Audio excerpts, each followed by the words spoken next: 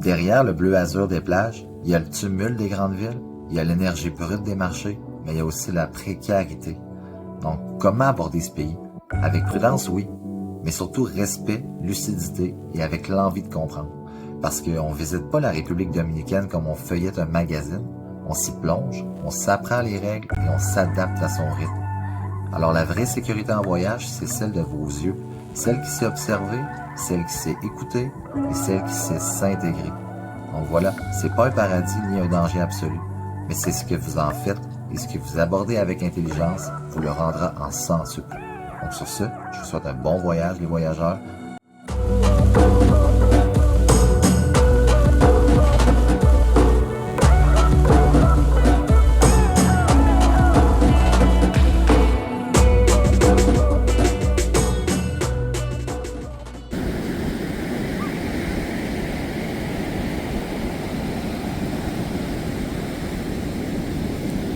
Donc, quand on regarde le portrait du gouvernement canadien, on parle d'une zone à faire d'une grande prudence.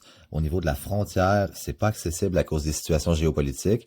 On parle de criminalité, notamment des crimes mineurs, des vols à l'arraché, dans les sites de villégiature, les aéroports. On parle aussi de crimes violents, des vols à main armée, des agressions. Donc, on fait attention dans les hôtels aux agressions sexuelles. On prend des recommandations du gouvernement canadien aussi au niveau des fraudes bancaires. On a un portrait assez difficile du gouvernement canadien. Donc, quand on regarde ça de l'extérieur, on se dit, est-ce qu'on va vraiment se rendre dans ce pays-là? Mais maintenant, entre mythe et réalité, on va vraiment voir c'est quoi les priorités à prendre en compte. Donc, j'ai séparé ça en 6 grands principes. Donc, une fois qu'on est sur place, si on respecte les 6 grands principes, il ne devrait pas y avoir de problème.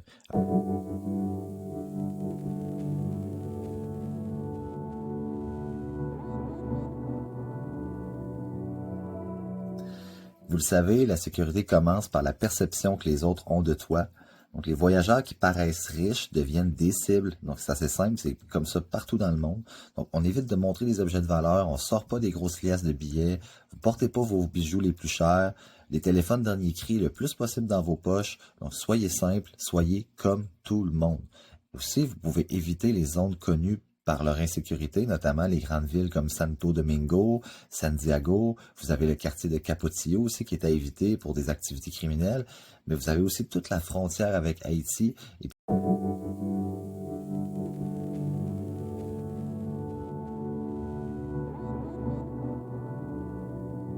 la règle numéro 1, n'utilisez jamais un taxi pris au hasard dans la rue.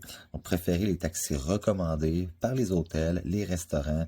Vous avez aussi sur la rue des petits stands où il va y avoir des taxis qui vont se regrouper.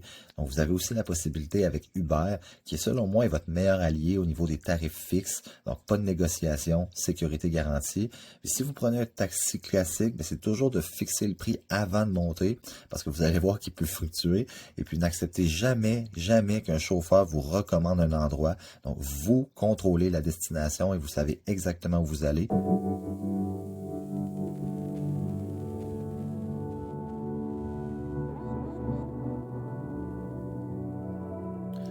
Le jour, en République dominicaine, tout le monde est chaleureux, tout le monde est vivant, vous avez des beaux sourires.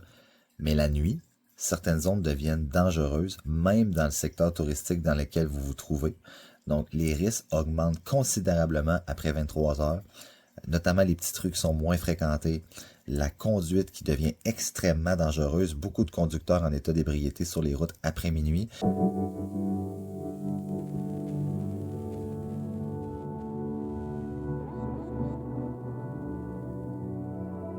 Donc, comme vous le savez, louer une voiture, c'est très pratique pour explorer les pays quand on est en voyage, mais en République dominicaine, sachez que c'est un vrai défi.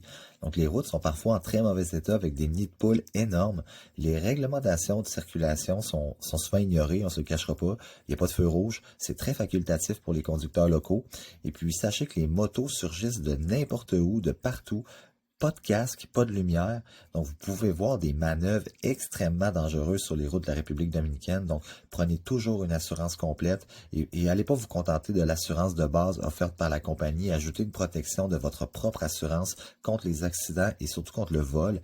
Mais surtout, soyez prêt à conduire de façon défensive parce que ici, la priorité, c'est celui qui passe en premier.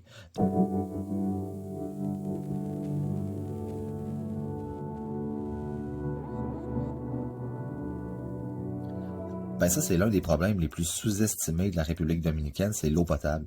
Donc, l'eau du robinet, c'est pas traité. Elle pourrait être consommée, mais elle contient des bactéries qui peuvent causer des troubles digestifs. Même dans les hôtels, attention aux glaçons, attention aux fontaines. Donc, c'est jamais filtré. Et puis, les règles absolues, c'est simple, c'est buvez toujours de l'eau en bouteille.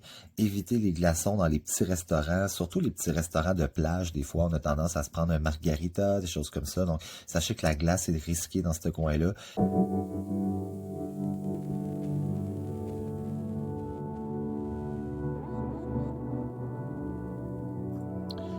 Être très prudent sur les routes, même si on ne loue pas une voiture et qu'on agit à titre de piéton ou de passager dans des taxis, sachez que les routes dominicaines sont un danger à ne pas sous-estimer. Donc, notamment au niveau des passages piétons, sont jamais respectés. Donc, ne vous attendez pas que les gens vont vous laisser passer. Regardez des deux côtés, traversez rapidement.